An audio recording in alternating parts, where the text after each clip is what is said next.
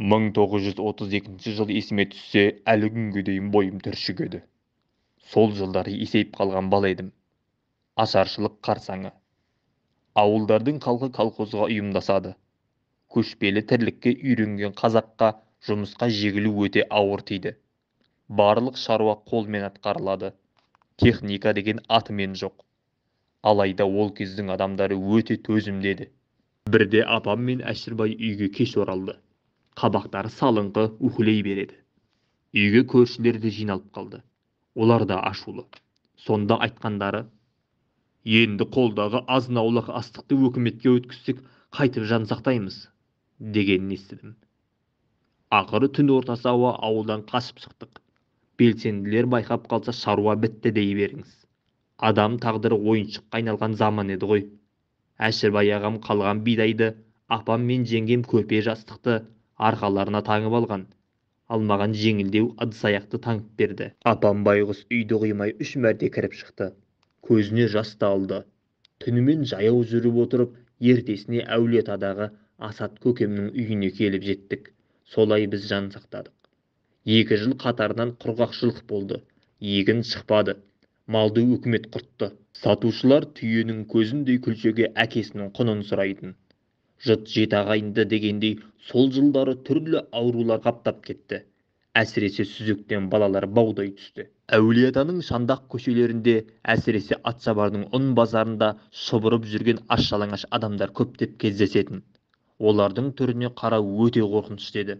Ашаршылықтың осы құрбандарының арасында тепсе темір үзетін жас жігіттер мен қырмызы қыз-келіншектер көп еді. Өлімді жерге үйір қара құстар күні бойы көк жүзін босатпай торып жүретін. Аштықтан арыған шал-кемпір, жас бала қамаулы қорада өлді. Өмір мен өлімді таластырып, жан ұшырып, қалаға жолға шыққандар жол-жөнекей қырылды. Өлгендерінің бетін топырақпен жамуға шамалары да келмейді. Аштықтан өлген адамның моласы жоқ деп, өлгендердің үстінен аттап өтіп жатты. Аштықтың қармағына ертерек ілінгендер түтін шыққан үйді аңдитын болды. Есік ашпағандардың есігін бұзып, терезесін қиратып кіріп, талап жеп кетушілер көп болды. Қарға сауысқан торғайға шейін ештеңе қалған жоқ. Садақпен атып, тұзақпен талғажау қылды.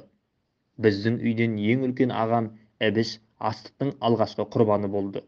Баласы Дәнішті балалар үйіне өткізген болатын. Содан ол күні бүгінге дейін хабар-ошарсыз.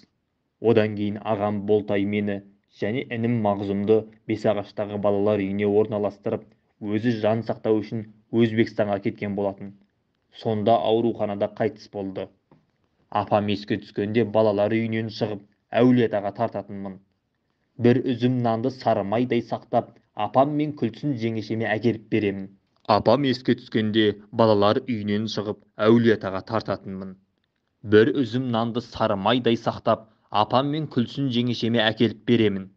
Бірде 2-3 күн шыға алмай қалдым. Бір үзім нанымды қойныма тығып алып, кешке апама алып ұшып келсем, жеңгем жылап отыр. Апамнан айырылғанымды сонда бірақ білдім. Жылап еңіреп балалар үйіне қайттым. Енді 2-3 күннен кейін қайта соқсам, жеңгем де жоқ. Қайда кеткені белгісіз. Содан бір аптаның ішінде жан анамнан, жеңгемнен айырылып, ет бауырым езілген күйі жалғыз қалдым. Бұл бір ғана отбасының басындағы жайт еді. Ал қаншама отбасының шаңырағы опырылып ортасына түсті. Осы нәубет кесірінен туған жерінен қашып, көрші қырғыз, өзбек, Қытай елдеріне кеткендері қаншама. Осы күнге жеткізген Аллаға сансыз шүкірлер, сансыз мадақтар болсын. 31 мамыр ашаршылық құрбандарын еске алу күні. Ақ жол газеті. Жамбыл облысы, М. Райқұлов.